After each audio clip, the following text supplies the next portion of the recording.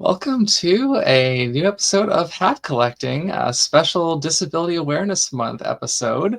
That's why I now have a different overlay, the disability experience. I'm excited to be joined today by my guest. I will let them introduce themselves. I am your host, Lacey Artemis, and me as the host of the show and all the many other things that I do, hence the name of this show. But today and this month, I'm going to be focusing on friends and peers of mine who are also members of the disabled community, and we're going to talk about disability and help us all learn some things. So with that, CJ, please introduce yourself.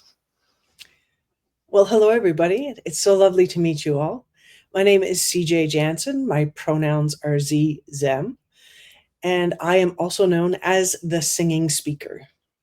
I am also a disability advocate, an author, a singer, and I wear an awful lot of different hats. Yeah, that's especially impressive because I understand that your one of your disabilities has to do with being, chronic fatigue, certainly. So that's extra impressive. So on that note, the first question I would like to start with is, can you tell us what disability or disabilities, plural, you live with that you would like to talk about and tell us about today? I have quite a number. I have like an alphabet soup behind my name, so I don't worry about most of them, but I am dyslexic. I am ADHD.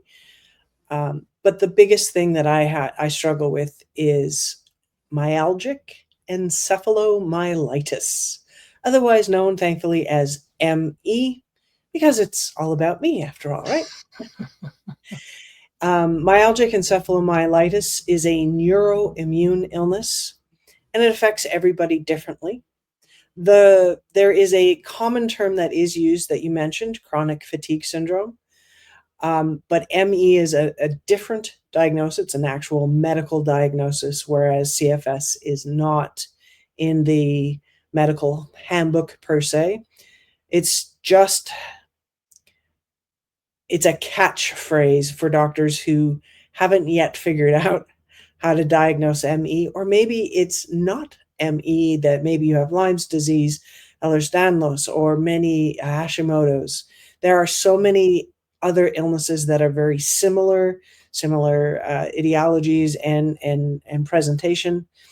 So it is challenging for them. So often they'll just chuck your name into the CFS category because they don't know what else to call you because they haven't done the full battery of tests. It took over 2.5 years to get a diagnosis, being pushed from doctor to specialist to different specialist to another one, because almost all of my test results come back as normal, except for a few outlying inflammatory markers.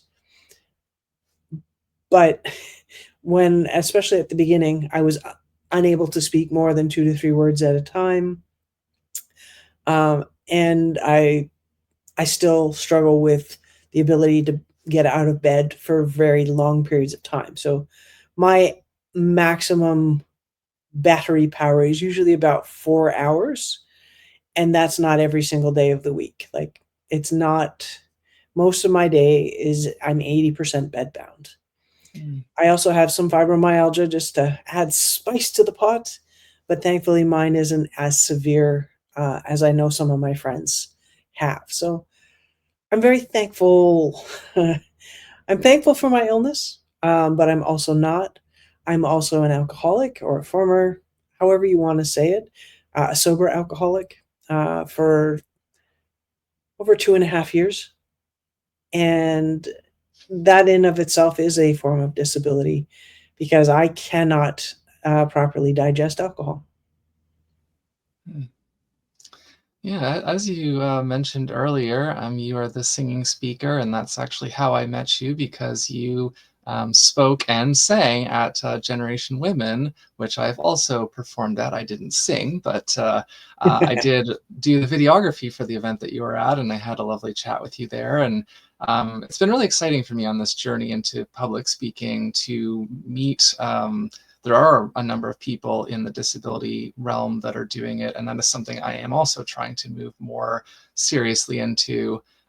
So for the people anyone who's watching, which is probably the main way people are going to be consuming this, you might notice I'm wearing these red lens glasses. It might look orange depending on the screen that you're looking on.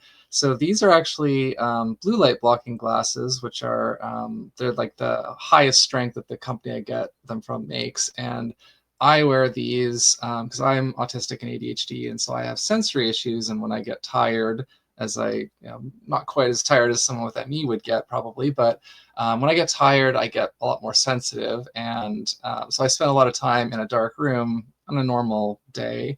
And these help. Like right now, I have a light shining on me, and without these, it would feel like there's like daggers stabbing into my brain. So that's why I'm wearing them, and it fits in with the whole disability side of things. So you kind of touched on how your disability impacts your life, and I know that you mentioned to me as we were preparing for this that you work with the Accessibility Advisory Council in your city. Could you talk a little bit more about that, like what you do and what maybe things you're trying to work towards there?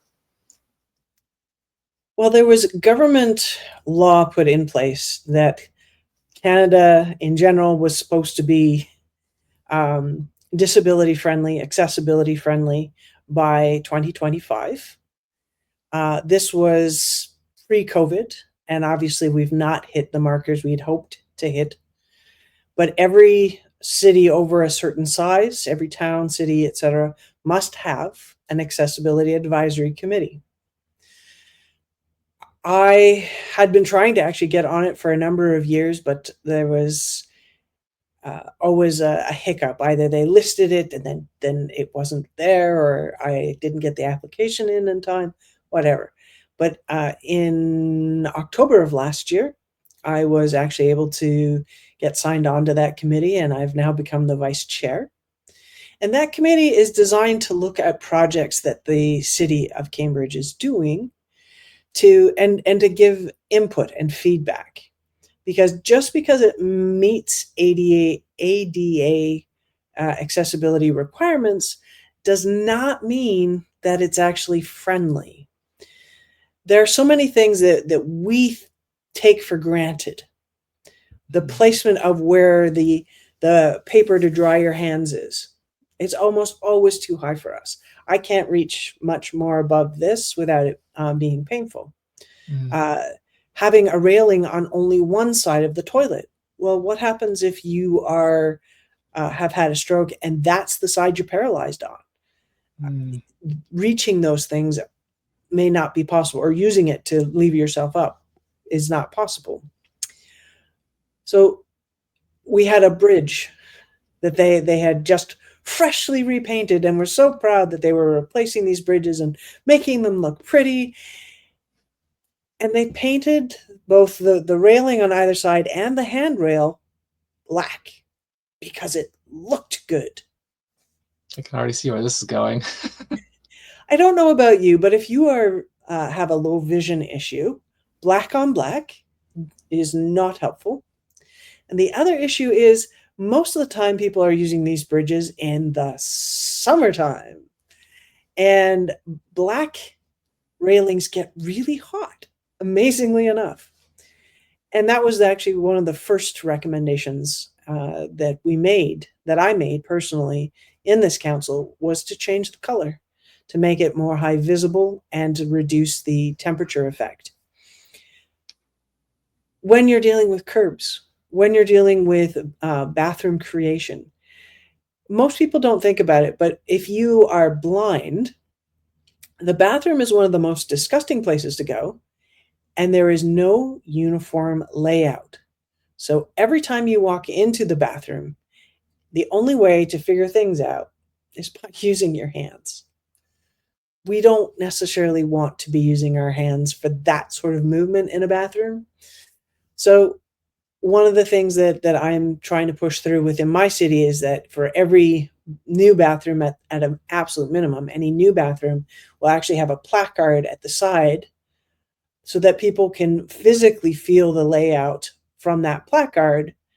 So it's like raised, so they can just trace where the various stalls are and where the sinks are, to help them not have to deal with that sort of discomfort. There are special tiles that you can put on the ground. They're called wayfinding tiles for low vision or no vision. And using their white canes, it sort of makes a rattle sound. It's like these sort of wavy type of Mm. tile. And you can use your cane and follow those to the nearest help desk or to the nearest bathroom or whatever the major point of interest or kiosk where you can get assistance to find your way around a building, a library, etc. So I'm learning all of these things that, of course, myself, I'm in a wheelchair most of the time. And I'm constantly am facing barriers, even trying to get into a bank yesterday. The doorbell, because it was a gated entrance, was so high I couldn't reach it. So I had to knock on a window. Hmm. Also, they had a small lip. Well, I have a post on the underside of my wheelchair, and it can catch on things like that. I've already been ejected at full speed, and I go fast as that little chair can go. And I was launched out of my wheelchair because somebody did not spray and highlight an area where a metal pipe was sticking up out of the Mm. concrete.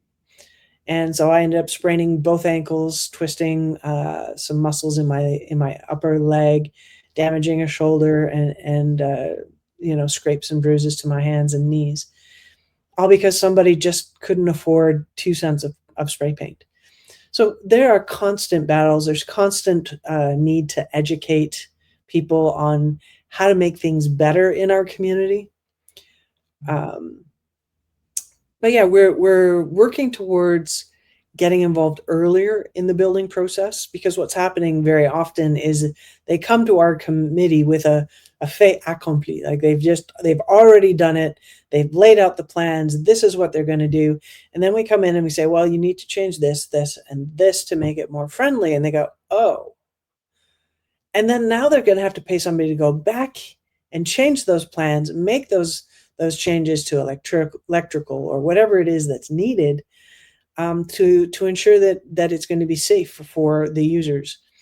They're building a whole bunch of new parks, and they're using the chipwood again. Well, I don't know if there are people in wheelchairs that have children. Maybe those children can run around that playground, but if I need to go assist a child in that chip yard playground, I may not be able to get to a child that needs assistance. So, we're trying to fight for making them all that sort of rubberized material. But it's more expensive. So, finding that balance between expense and accessibility. Oh, well, it's just a small park. Well, that's nice, but you're trying to create community, and you Mhm. can't create community if it's not accessible. But This is anyway, true. I can go on a massive long rant about that. It's one of these things, like I've heard it said, and I've come to agree. So for the people watching, listening, who may not know as much about me, so I already mentioned I'm autistic and ADHD. I have some hearing loss, partly auditory processing, and partly tinnitus. But I also, so even before that, though, like years ago, a friend of mine uh, went to take a sign language class, and she asked, because she knew that I like to learn new things, she's like, would you like to do it with me? And I was like, yeah, sure. And I went and took that class, and I loved it. And I'm unfortunately become very rusty with it because I haven't used it mostly in 10 years. But through learning that and seeing how some of the basic sign, because they teach it to some babies as well, to help them before they can know the words, they can learn to make gestures for things. And I'd heard it said, like, this should just be taught in schools. Like, there's no reason it can't be, and it would be so much more helpful for so many more people. And it sort of strikes me as a similar thing of, like, there's a lot of really simple basic things that we could teach in grade school and up that would proliferate and make the whole of society more accessible and more friendly. So that's just what that kind of made me think of. Um, So you're doing a great job of answering the questions before I'm about to ask the next one, which is great. So let's see here. I guess the other question kind of on this list, and then we can maybe just do a bit more free form conversation. You've kind of touched on it a little bit, but I'm curious if you can give a single answer to this. You may not be able to, because there's obviously a lot of different types of disabilities, and they require a wide range of different types of accommodations. But other than changing people's minds, because that's the hardest thing to do, what one sort of like physical change do you think implemented everywhere would kind of do the most good for like the most people?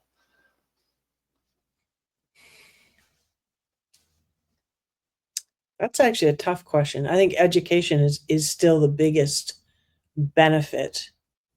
You know, we were talking in an email earlier about, is it the responsibility of disabled people to educate other people about their illness, about their about accessibility, etc.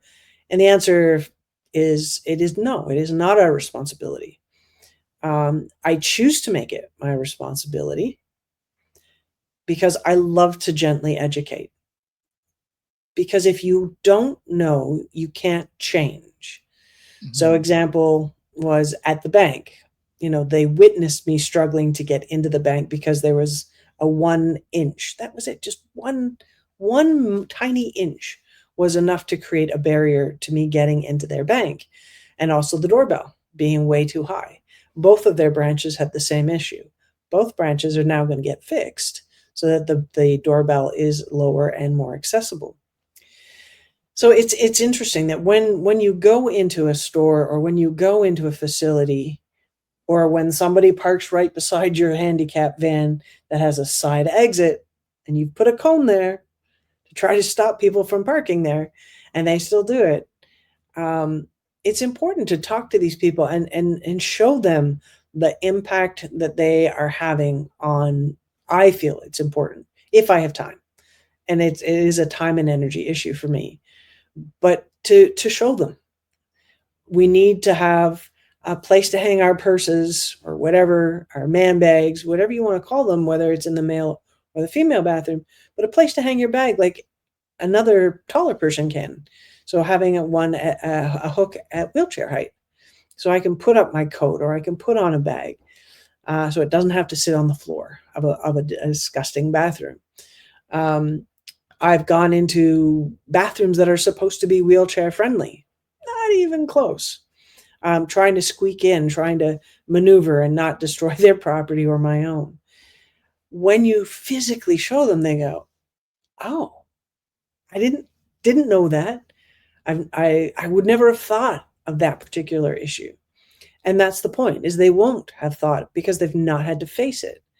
So I do find that I get pleasure, but also feel it is somewhat my duty to make these things visible. But that's part of my personal mandate. That's one of the reasons why I created my show. But I know that's a question for later. Um, but I want to be sure that people understand the impacts and the simple things that they can do to improve somebody's experience, like having high contrast on your website versus low contrast where people can't see, taking into mind that maybe some people are colorblind. Like, that isn't that, well, that's not really a disability. Yeah, it is. So when I create logos, I'll actually ask Chat GPT, can you show me what this would look like for a colorblind person? And it will generate a image to show you. Hmm. And I found that very helpful in how I designed and outlined logos. It's interesting that you mentioned that specific point because I am not naturally colorblind, but what I have been finding with these is because they're so strongly red tinted that it, like, because I can't see, like, blue and green basically become the same color. And a lot of, like, when I look at recycle and garbage bins next to each other, sometimes I can tell which is which, but a lot of times I have to do this for a second just to kind of see, okay, which is which because they look the same. Yeah. And when I do a lot of graphic design and other, video editing and stuff, and I often have to work on things, then I do a color check at the end if I have like a headache or something, because everything looks different with these, and it's frustrating because like if I don't wear them I can't function sometimes. But it sort of makes me artificially like colorblind, and it creates a disability. It's me accommodating one disability and creating another one, ironically enough. But you also mentioned, and like this is kind of the thing that you said, that it never struck me before that, like, oh yeah, the hanger in stalls is always like up high, and I never, because I don't have to think about being in a wheelchair. And I'm a little bit embarrassed that that's never occurred to me. But this is the thing with, when it's not your experience, it's less likely to occur to you. And then if you see somebody else struggling with it, like seeing at Generation Women, they have a live ASL interpreter, and whether or not they have anyone in the crowd that they know needs that, they provide it anyways. And I think that that is really wonderful. And I wish that more of society was like that. Yeah. And I'm trying to get one for my show as well. Mm. But they're expensive, and they are, I think right now they've been on strike recently. Mm. So I'm still trying to find an ASL interpreter for my show. But yeah, it is fascinating, all the things that we take for granted until it's taken away from us. Mm. And this is why accessibility, like touchpads, didn't exist until somebody invented it for somebody who was disabled. So all of the fancy cell phone technology comes from somebody's disability and somebody trying to find a solution for them. There are so many examples of this, and what we do today can make all the difference to you tomorrow. And this is one of the things that it's worth making the investments in these, in accepting people as they are. Right now, all the baby boomers are octogenarians. They're now all seniors, and many of them have their own types of disabilities. And as we get older, the same thing is going to happen. There's going to be more and more people needing more and more accessibility. So it's really important that we focus on that today, so that by the time, the next generation needs it, or our generation needs it, that it's already in place, which is what that whole legislation was about. But implementing it costs money, and it's hard for cities to budget everything that they need to do, and what people want them to do. And there's never enough funds for everything.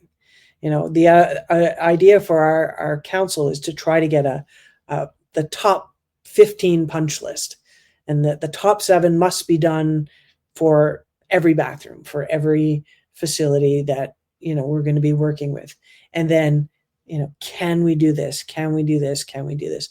And to put in those added bonuses, like the small plaque, the raised plaque, signage for the bathroom. They're still probably $20-$30 a piece. So they're not going to be super cheap, but they are going to be super helpful. And I think that's an important thing.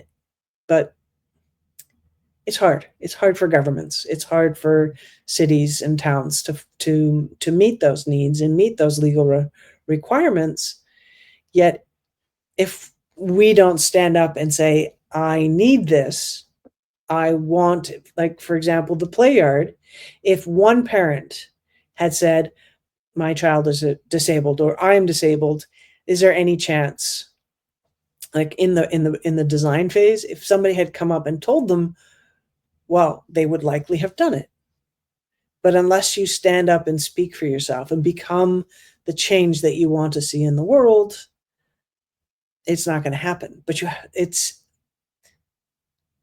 hard, because I know that as a disabled person, I don't like asking for things. Oh, can you accommodate not clapping at our concerts?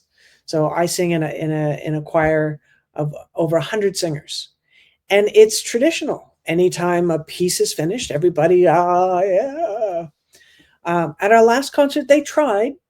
They did not do very well, but they tried. They said, "We do have people with sound sensitivities in our choir. Can you please either use jazz hands or snaps or Mm. quiet applauding?" Mm. Nobody quite got the idea of quiet applauding. They just went full force, yay! Um, so they tried, and it didn't work very well. One of the things that we've learned from that is that you need to actually teach them, what does quiet applauding mean? Mm. You can't assume that people understand what it means. So as when we came into the second half of the concert, that would have been a great opportunity to have a reminder, just a reminder. We do have people with sensitivities, and this is how we would like you to clap. We love your applause, but they can hurt us too. So please just make those claps a little quieter. Mhm. And that would have probably been more effective. But instead, it wasn't mentioned again. So it's one of those learning opportunities where you want that interaction, you want that love, you want that feeling of, oh, they love us, and yet being respectful of there was quite a number of people on the autism spectrum with my illness as well. I am light, sound, and scent sensitive. Even being here, this would be my preferred light level, Mm. but it doesn't look good, and it's harder for people to see the Yeah. expressions, etc. So you do what you have to for short periods of time, but if you don't have to, you know so Yeah. there's always that learning opportunity, there's always room for growth, and that's something I enjoy doing. Yeah, I'll just really briefly talk about that sort of from my side. 'Cause as you may know, I think I told you, I got into running events myself last year, and I've run a couple this year. And one of the main things, my main issue is the sensory thing. So, and I've been really frustrated because very few venues are sensory friendly at all. They're often too loud. They're often too like bright, unless it's in like a bar. Bars are usually too dark. But usually it's like too loud, too bright. And like I'm not a night owl. So especially the later in the day, the more tired I am, the more everything just like hits me. So when I started doing events, and this is actually one of the great things about supporting disabled people more, is that we can create better spaces and better events that like when something is more accessible generally, it helps everybody. It's not just, oh, it only helps the disabled person. It makes it better for everybody. So for me, taking the initiative to be like, I want there to be more events that are, sensory friendly. I'm going to make some of them. Then people who don't have sensory issues can still come, but then more people who do have sensory issues can also come. And that's something. And like now as well with the hearing thing, like I'm trying to get a little bit more involved in the deaf and hard of hearing community. And I am an occasional cane user because I do have a knee injury that usually kind of has issues a couple times a year. And so in those moments, I really start to like appreciate just how physically accessible things are. But yeah, I just wanted to kind of briefly touch on that because events and especially play and creativity should be more accessible, and those are kinds of the things that I focus on. But please tell us more about the show that you do. Anything that you haven't already covered, I'd love to hear more. So last June, I learned that July is Disability Pride Month, as in, I'm not ashamed that I have a disability. I went online and I searched and I searched, and I found nothing. Not a single event for people with disabilities. And I got sad and I got mad. And then I decided to become the change that I wanted to see in the world. So I went on CBC radio and I made a promise that if nobody else is going to do something about this, I am. The world heard, and I started putting this July project together. And when I reached out to a friend to ask him how he ran his shows, He reached out to some other people. They reached out to me and they said, "Would you like to do your show in December?" This was the beginning of September. My jaw hit the ground. Clang. After I picked it back up again, I said, "Yes." And lo and behold, December came rolled around, and we held our first show of it's called Disabilities Unleashed. Hmm. And my goal with this show is to elevate and celebrate people with disabilities. There are so many amazingly talented people out there, whether they're speakers or poets or dancers or strongmen or magicians or artists, authors, whatever it is. We like. I'm trying to create a show for them. So right now it's a variety show. And my next one, shameless plug, is July 24th here in Cambridge, Ontario. I'm sure links will be provided somewhere once this is posted. Mhm. And my goal is to take this show and keep growing it. So I have another show for December 3rd. And what will happen is the final goal is to end up running a full 2-day conference and trade show, and to invite counselors from all the different levels of government, members of parliament, and hold discussions and talk about disabilities, to have speakers and authors and artists and crafters and vendors that help people with disabilities, construction people that make kitchens more accessible, bathrooms more accessible, all of that. I want to see that. That is one of my dreams. One of my other dreams is to create a disability award, Hmm. one that hopefully will last long after I have gone.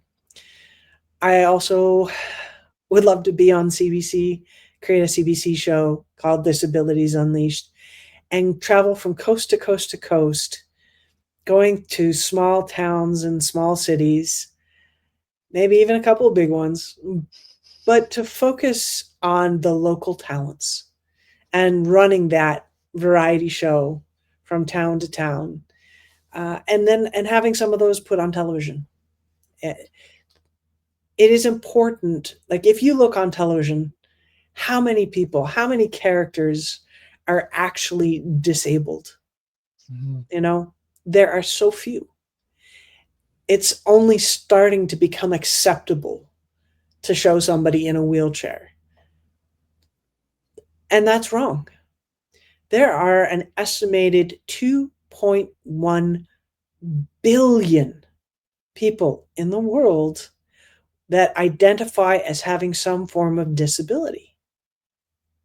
And yet we don't exist on television, radio, and film, or very little. And that's something I want to change. So I have many dreams. I have really big dreams. For now, I am running my show, and each one is going to get better, a little bit bigger, a little more organized.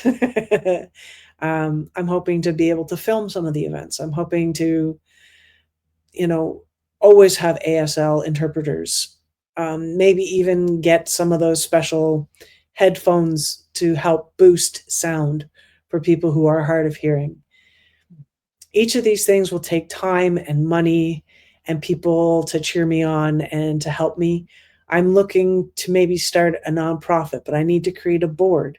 So that means I need people who are willing to step up and be a treasurer and to be a media person and to take on some of the roles that I'm trying to do by myself. You know, when you start your day with 30% of the energy of a normal adult of my age, you're like a little wind up toy. You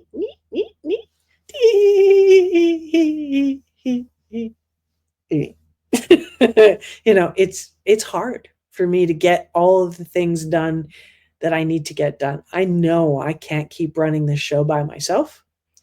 So I'm looking for people who, whether they're near or far, if you have a skill in social media and you want to help me blast out social media posts, create them for me. Great, call me. If my email's down there, CJ Janzen, Janzen.com, CJ at CJJanzen.com. If you're good at website design, I can't pay you yet. That's the problem. Is I live on disability, so I'm already 50% below the poverty line, but I'm working to change that. And by helping people with disabilities, I'm a speaker as well. I mean, I teach women and newly disabled people how to become joyfully resilient. I combine stories and songs and skill building to help them, to break free of that sense of loss, that dealing with change in our lives. When life knocks us down, it's just like having to pick up again from nothing and rebuild time and time again. And how do we do that so that it's not as difficult the next time and the next time? And that's one of the things I work on. I love one of the songs that we do at every performance. It's very short. If you don't mind me singing a short piece. Go for it. Um, How could anyone ever tell you you were anything less than beautiful? How could anyone ever tell you you were less than whole? How could anyone fail to notice that your loving is a miracle? How deeply you're connected to my soul. Thank you. And I love singing that song. I sang it at the Parasports opening ceremonies in Niagara this year. And I sang it to them, and then I had them join me. And then I had the athletes sing it to their families and supporters and caregivers. And then I had the families and caregivers sing it to the athletes.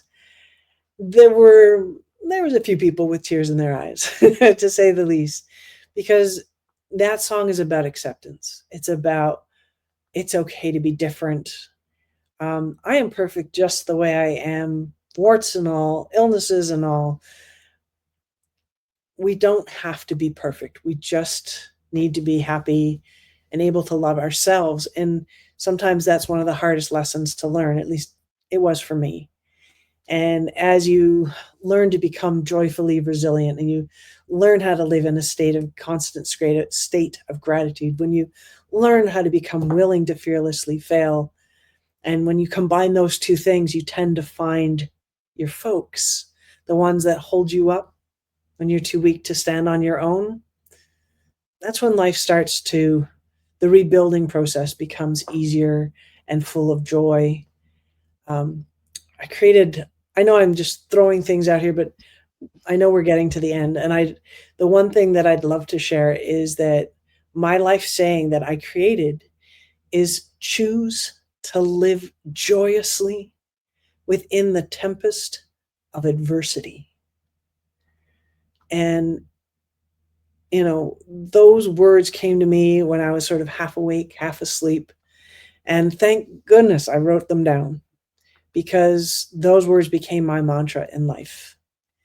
And so, though I face tons of challenges with my disabilities in the world, but also in my own life, I still will always choose to live joyously. And I'm thankful for every day, even when they're hard. Yeah, we definitely relate to that. There's a lot of things that I want to say, but I think you've said so much really wonderful things. You're much more concise than I sometimes tend to be, so I just want to let your words stand because they're so good. Um, and with that, yeah, I just want to really thank you for spending the time with me today and helping teach us and sharing your story. And I'm really happy that you got to kick this whole thing off with me. So I have some other people I'm excited to talk to as well. But like I said, we're going to be covering a wide range of disabilities and experiences. So there'll be lots to learn. And I'm looking forward to staying in touch with you because you're doing some exciting stuff and we have some overlap in our goals and things that we want to achieve. So hopefully we can work together more in the future as well. Absolutely. But thank you again for joining me, CJ, and to everyone else. Stay happy and healthy. I'm stealing that one from Dr. Mike on YouTube. All right. All right. All Until right. next time. Love you.